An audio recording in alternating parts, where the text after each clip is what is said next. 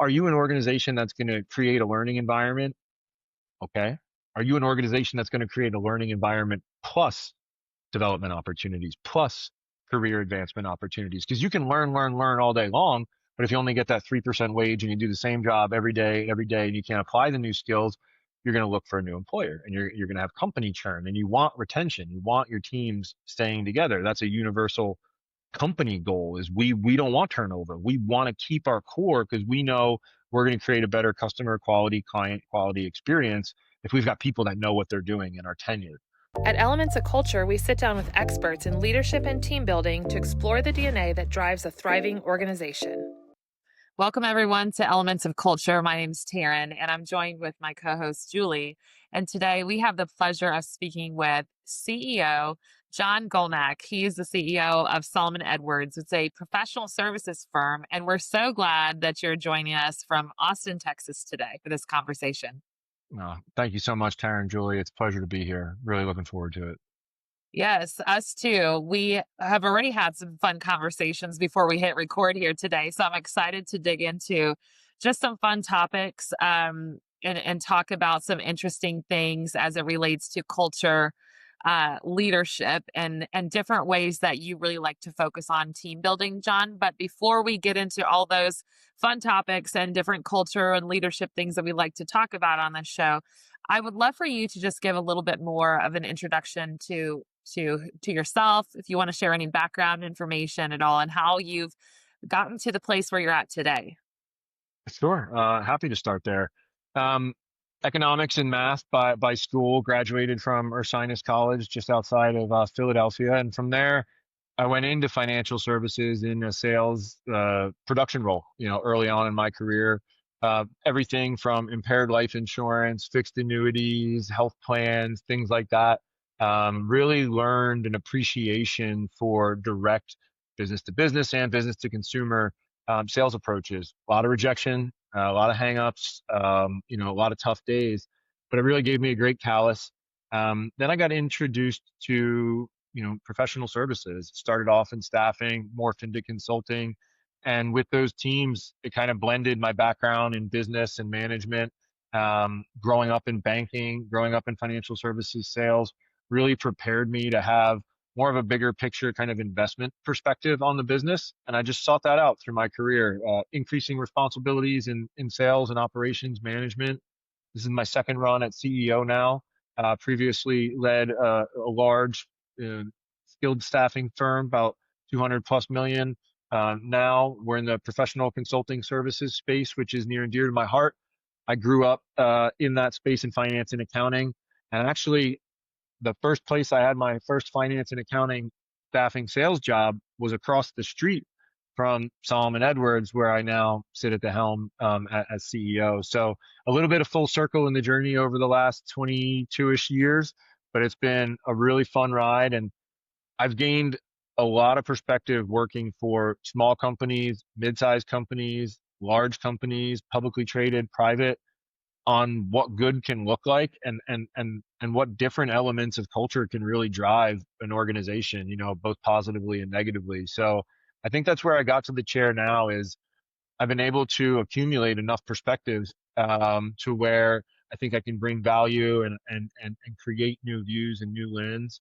And now at Solomon Edwards, we're trying to be the biggest, largest tech-enabled professional services firm that we can be right now. I'm really excited for the growth ahead of us. That's amazing. So I imagine that the relationship with the folks across the street, your previous position, you still have those relationships intact, or You, you you, just kind of you know, wave s- at each other every now and then? that's a good thing about working from home in Austin. That street's a long way away, right? So we'll play nice, but we're actually in different markets right now. So no tension. It's all good. Yeah. That's funny. Well, thank you for giving us that background. I love that you have different experiences with different types of companies, for sure, just to help give you that really rounded perspective and experience. I'm curious, working with different size companies over the years, what has been some common themes, common trends that you have seen that certainly made an impact, and maybe some of the ways that you even incorporate those trends into building Solomon Edwards now? Yeah, that's a deep question. You're kicking The us off, John. We're getting Yeah, started yeah. strong. All right, warm up's over, right? So, We're done with the warm up. Let's go.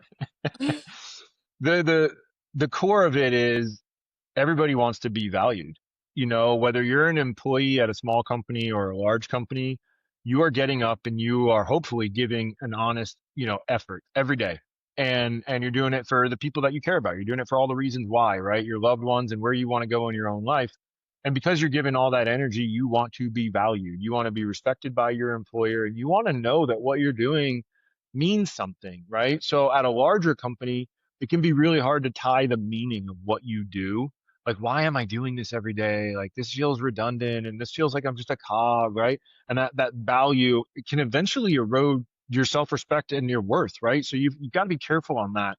And that's a negative aspect, but the larger companies can also afford sometimes more tools, more conveniences, more amenities that can make your job a little bit easier, that when you're at a smaller company, you don't have the luxury of all the cash and infrastructure. You're like, damn, this is harder than it used to be. I gotta work a little bit more. Where's that tool, right? Oh, well, we don't have that. You got to use the base model, right?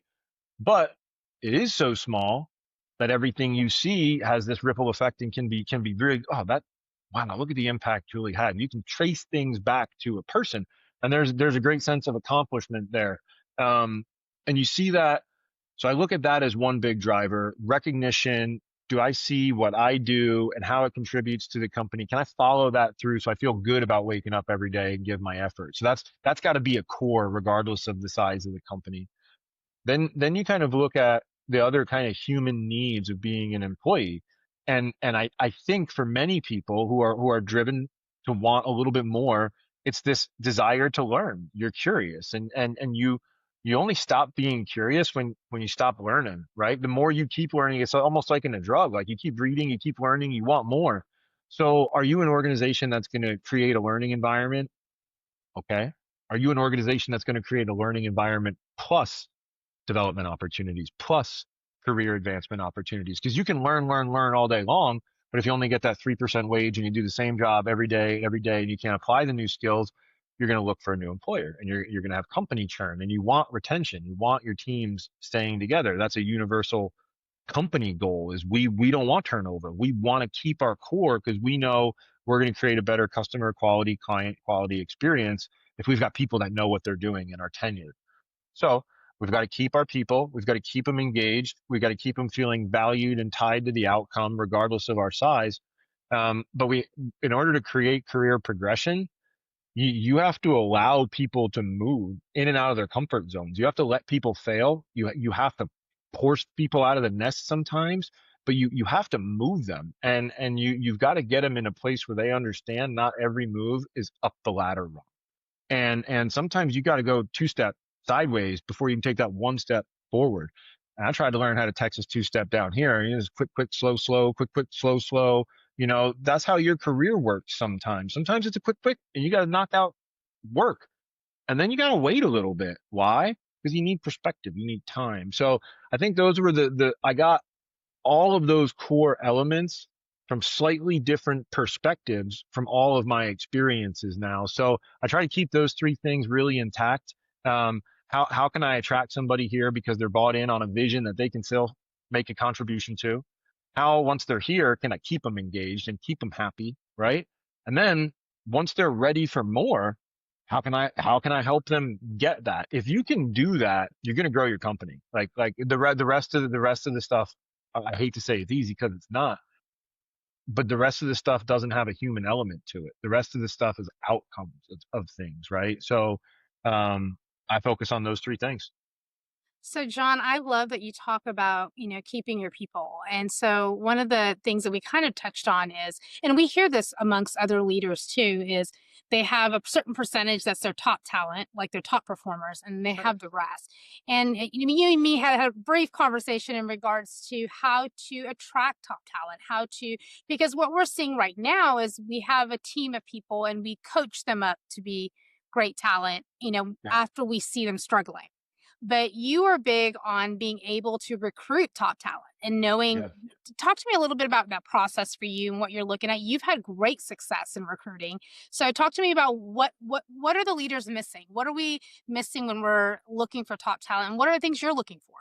Yeah, I think the first thing is be really humble. Like, we need the top talent more than they need us, right? And I think some people come in a little on the wrong side of that equation, thinking, oh, I'm the biggest, baddest, or I'm emerging, or we have this, or okay, so there's six other competitors. You're not a unicorn for the most part, right? Maybe that existed back in the day with Google, but not anymore, right? That's gone. That fantasy is gone.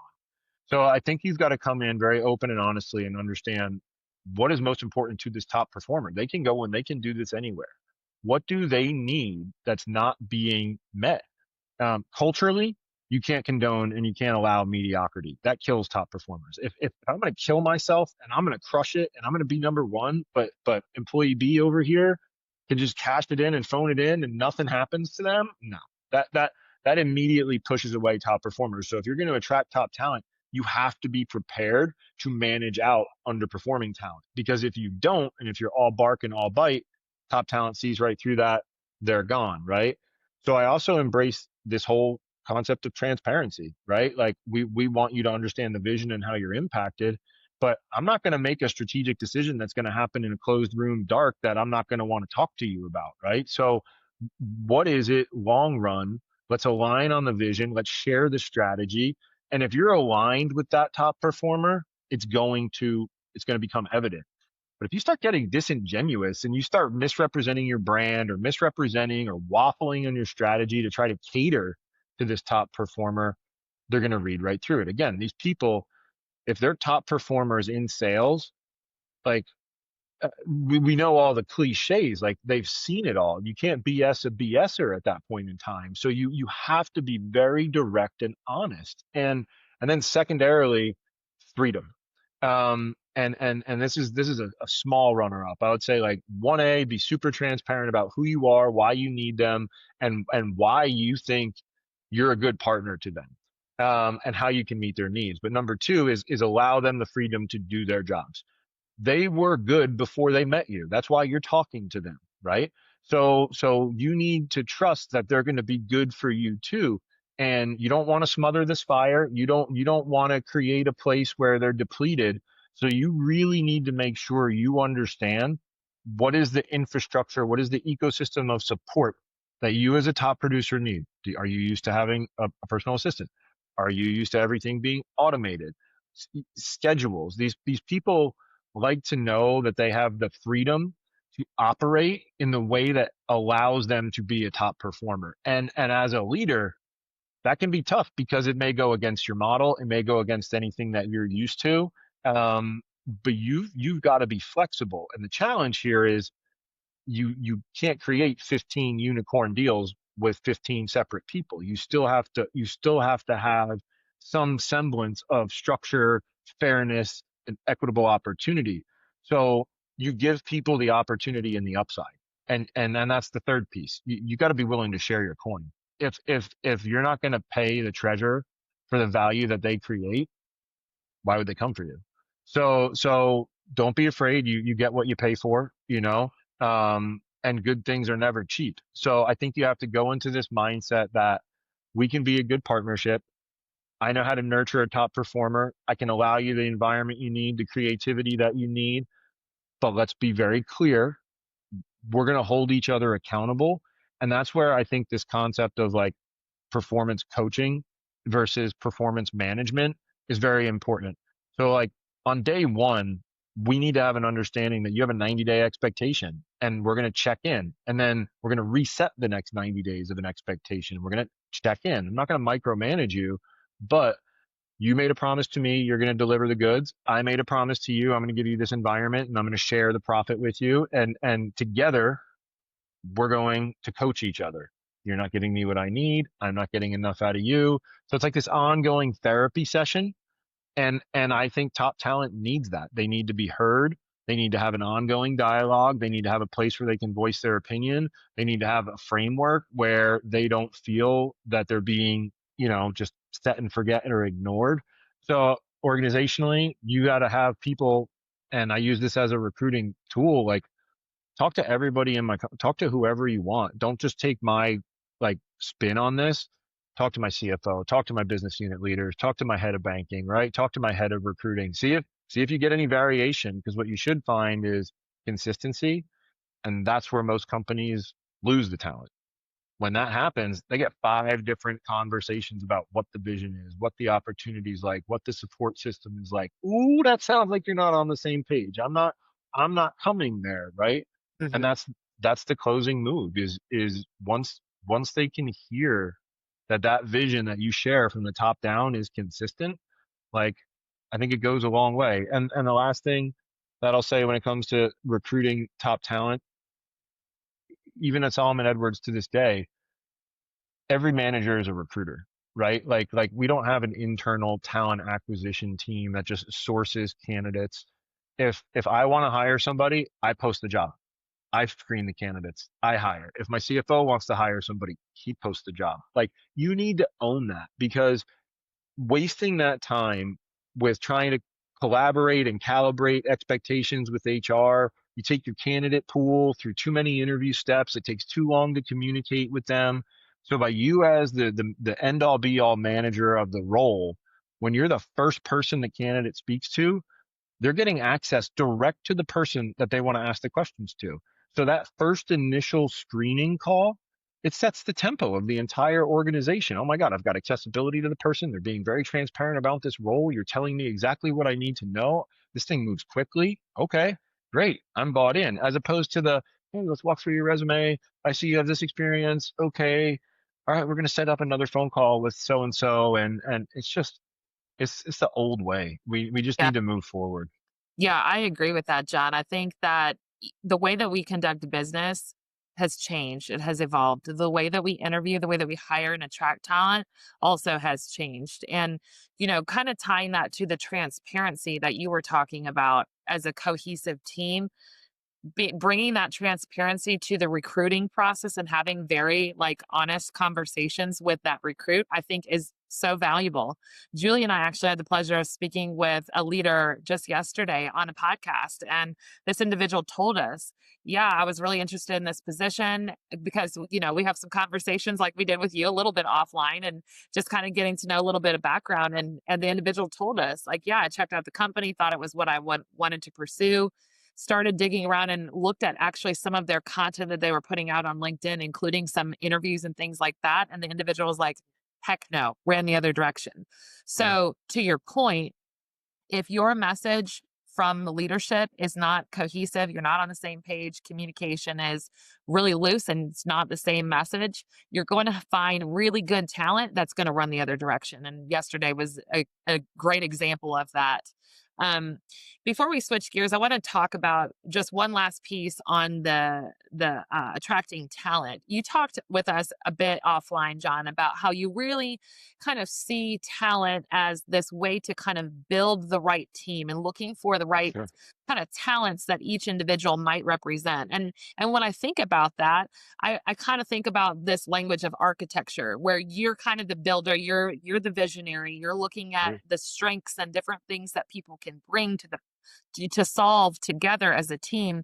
If you're looking to fill, whether it be sales or whatever team, what are some key pieces of that puzzle to help build a really strong team? Yes, high performance, self motivated, but what are some other things aside from some of the pieces you talked about to get that really strong team together?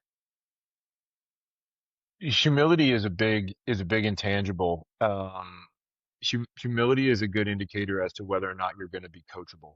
And most people will tell you that they're coachable. Most people are not coachable. Most people do not like feedback. It pisses them off. They take it sideways. They say, "Oh, feedback is a gift." Very few people genuinely believe that, right?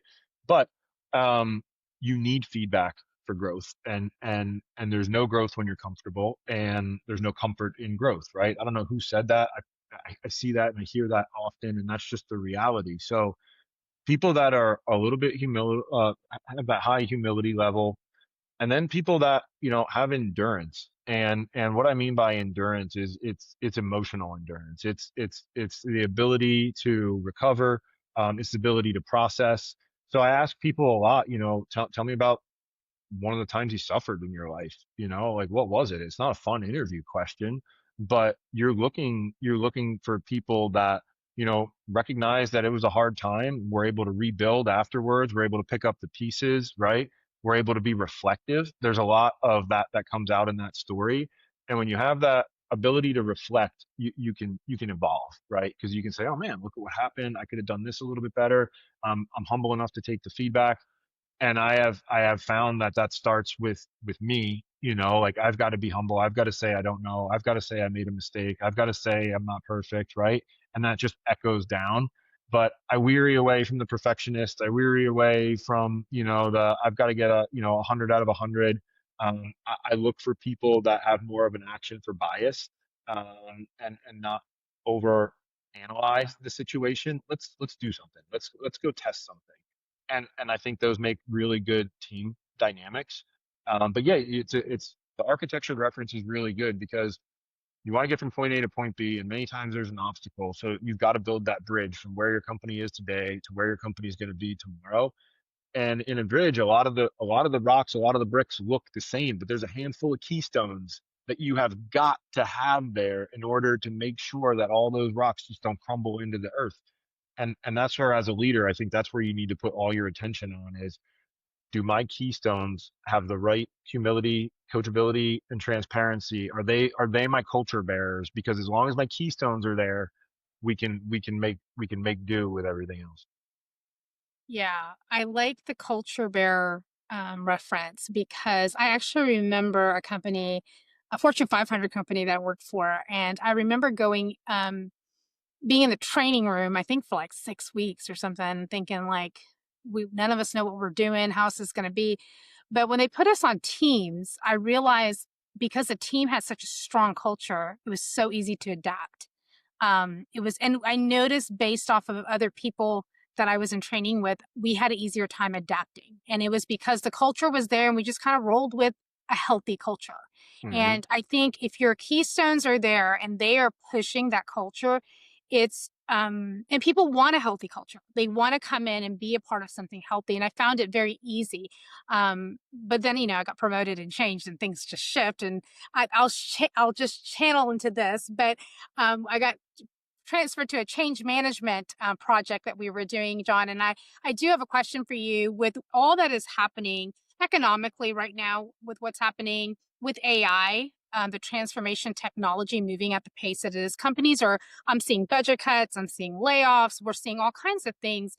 And companies are still trying to push the change management aspect of what's happening. How do you do that in a healthy way? How do you get the vision of the change management into your people so you're not losing them? They're not in fear, they're not in anxiety, we're still in productivity. What does that look like? Because I've seen it done very well, and I've seen it done not so well. And I've seen companies really have like just high percentages of attrition because I think maybe the vision of the change management wasn't clear. I'm not really sure what's happened, but I've seen like mass exoduses out of companies before. So talk to me a little about how do we do change management well? What is a company coming up against when this is happening? Yeah. Change management, I learned a long time ago, is really about getting two parts of your body bought in on this, and one is your mind and one is your heart, right? So if your brain is going to be bought in as to why I'm going to make this change, that's where the logic has to like apply, right? Like, okay, we're doing this, why? It's going to make my job better, it's going to replace this process. And you might be able to understand that. You also might be able to know, am I capable of making this change, which is a fear for many employees right now. Am I going to be able to upskill to leverage this new way of working with AI and other tools? If their brain doesn't see how they can do it, it puts fear in their heart, which does not make you want to adopt something. So I don't think I'm going to be good at it. I don't know why I have to do it, and I'm reluctant to change. Oh, I know this makes sense. I am confident you're going to be able to teach me how to do it. Okay, let's go do this, right? Like we've got a plan. So effective change management has got to lay out a roadmap. It's got to lay out the strategic vision, the why, as to why are we making this change.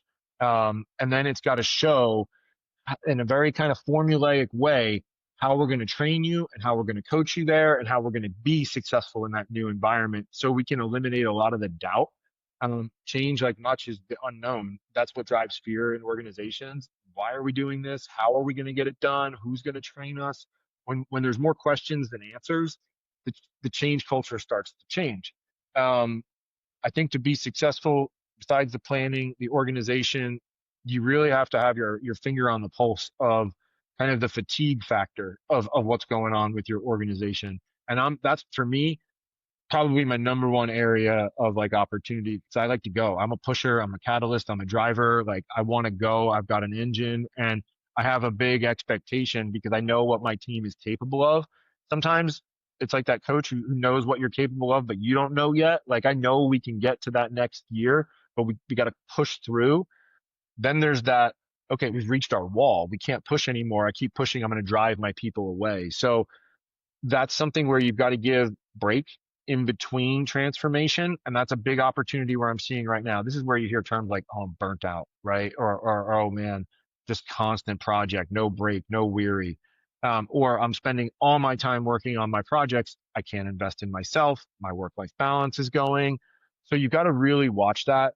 And in order to do that, you need canaries in the coal mine. You need to listen to a lot of people. You can't just trust your singular hour view of the company. You really need a feedback loop that comes back in. And I think as a leader, good change managers have trusted people that will give them honest feedback. And I think that's going back to the humility piece. Like if you're going to be good at change management, you're probably gonna make some rollouts wrong. You're probably gonna make some mistakes in training and L&D. And you know what? Own it, change it, fix it, and then people are confident that if something goes wrong, it's okay. They're gonna hear my feedback. We're gonna adapt. We're gonna overcome. So, yeah, change management right now. I think a lot of C-suite representatives are underestimating um, how hard it is to get a large group of people to buy in on an unknown. So we did 3 AI implementations custom here at SEG.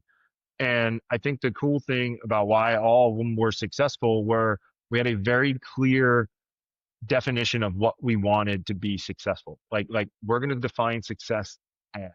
One was creating an internal agent so we could have our employees ask questions and it sunk in with their policy benefits. And we kept everything safe and PII respected and confidential.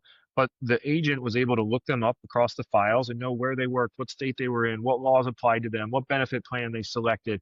And literally on your cell phone, if you were at the doctor's office, you could ask it, hey, what's my deductible about to be? And it'll kick that out for you, right? We've worked on sales automation proposals and we've worked on other things internally to accelerate our ability to like match consultants to upcoming projects. But all of those things had a predefined use case as to why and how it was going to help the people. The teams kind of voted on priority in terms of what they wanted to go after and pursue. So when they're a part of that decision-making process and a part of that prioritization process, you get more buy-in from day one. And I think that's the other piece of this is don't make change in a vacuum. Bring in a lot of people under the tent, hear them, get the feedback, get the loot. It's going to help you when you need to go firefight later. You're going to have more receptive people to help you. That's so good. I feel like I have seen and heard of many leaders where they kind of fail to have that transparency on the front end for those changes that are coming. So it does create some anxiety. It creates fear for the team, and all that really does is that it extends the period of time that change is actually going to take to Mm-hmm. implement. It just delays the entire process. You said something that I took note of: the fatigue factor.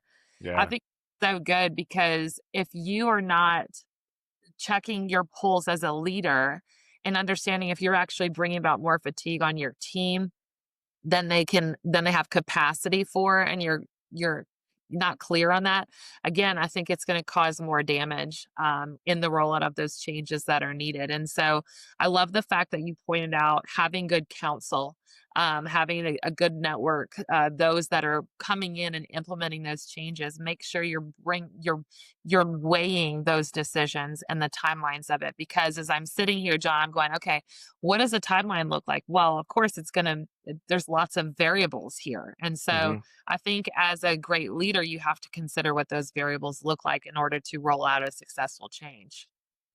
Yeah, and the resources are always your people, your bandwidth, and your time, right? And then money, of course, money's always a resource, but that bandwidth is challenging. And again, I think you be aware, like, don't get feedback from the group doing the change. Get feedback from a user downstream. Is it actually helping you? Did this do what it wanted to happen? There's a book, I think it's called Sprint, and it talks about just the willingness to fail quickly, and I think that's a big part.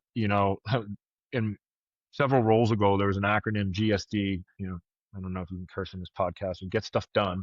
And that has followed me my whole life. Like, I want to get stuff done right now. If we just overthink an engineer solution, we don't get anything done. We're just in strategic planning meetings all day.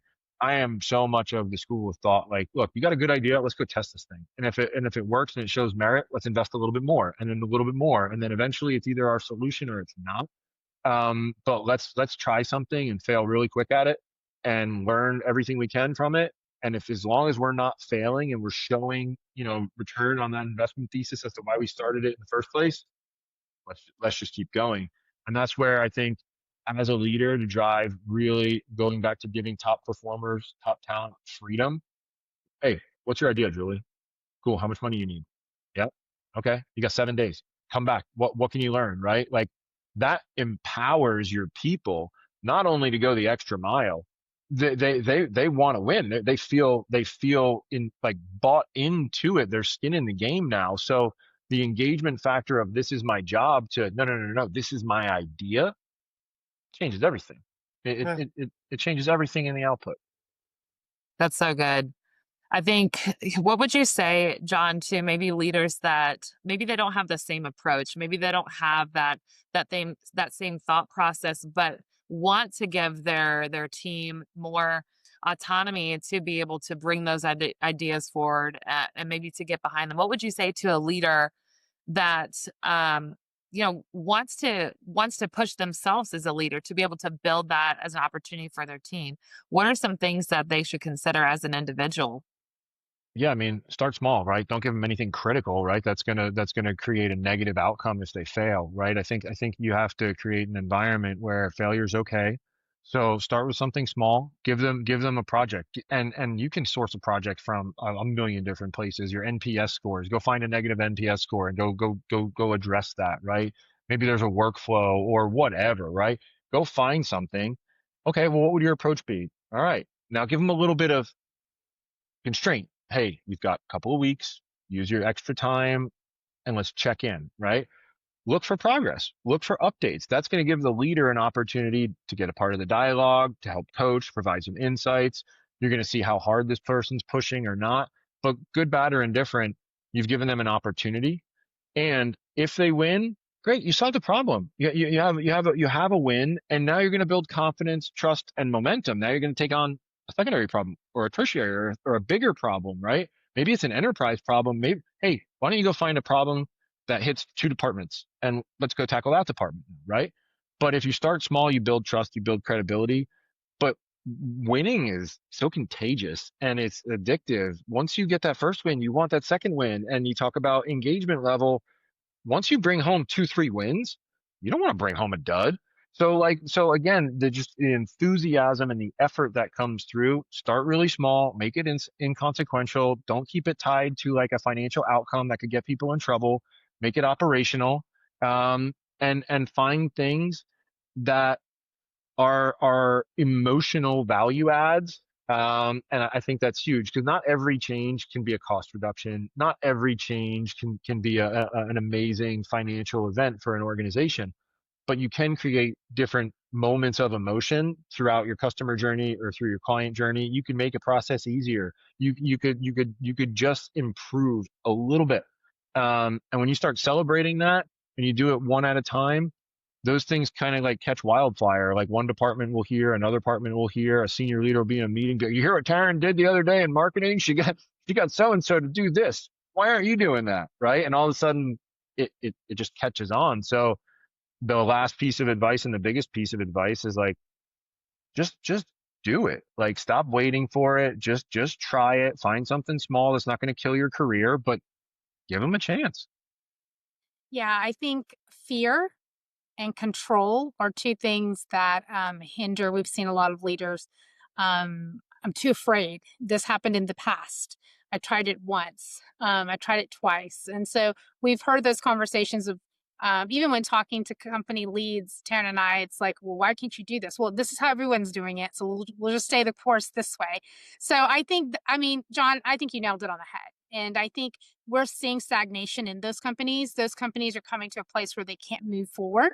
Mm-hmm. And then, year after year of being kind of stagnant, you're losing talent. You're going to lose talent because people are not going to stick. So great challenge. Yeah.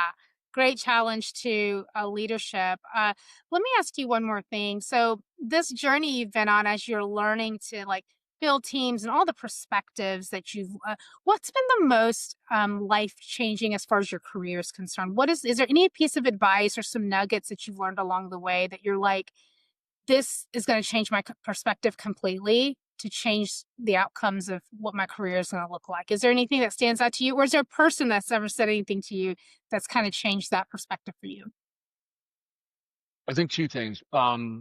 The old adage that took me forever to adopt is just hire people that are smarter than you and don't be afraid of it. Hire people that are better than you and don't be afraid of it. That's that fear of loss of control, or that's that fear of you're going to be passed up. But if you want top talent, like go get it.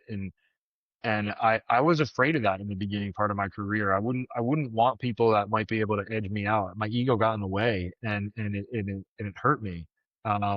Maybe I hired the second best candidate instead of the first best, right? So you've got to let that go. Surround yourself with really gifted people.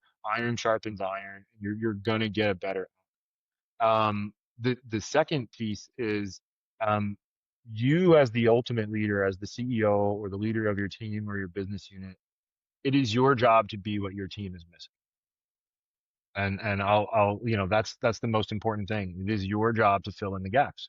You are not going to be able to be the same and your team around you change. As your team changes, the demands from you are going to change. Maybe they need you to be a driver. Maybe they need you to be behind the scenes and be a support person. Maybe they need you for strategy. Maybe they need you for emotional support. Maybe they need you to get the hell out of the way and let them develop, right? But your ability to grow your team is going to be your ability to recognize what it's missing: communication, structure, accountability, enthusiasm. Like those are the things that it's not about technically what you're short as a leader. You're always going to be short something. There's always somebody smarter than you in some capacity. But I think what makes me an impactful leader, and I try to be a good leader, is I am willing to do whatever my team needs me to do in that moment to be successful. If that's be the janitor, I'm off the floor with a smile on my face, right? If that's calm the chaos and address the union and plant the course and chart the vision, great. If it's go deliver board bad news or hopefully good news, great, right?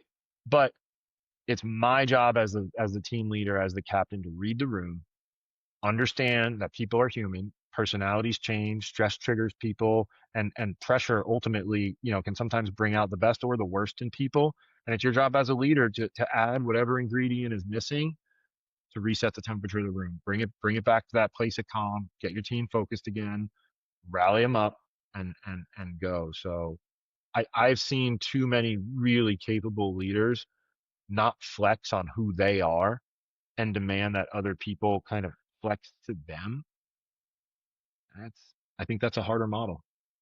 Yeah, I think I think you said a lot of good things. And I think what we're seeing is, I think people are disconnected from reading the room. They're disconnected from their teams. They're disconnected. I think they have a vision, but I think sometimes the people are disconnected from the vision. And so we do see that. But John, thank you so much for joining us. We totally appreciate you just carving out some time and just giving us some wisdom and insight into like how you come this far and just all that you just learned and the perspectives of it. We have a lot of young leaders watching, and we hope that they get to gather from this. So thank you so much. No, I appreciate it. Thanks for having me. Thank you, Julie. Thank you, Taryn. It's been a great conversation.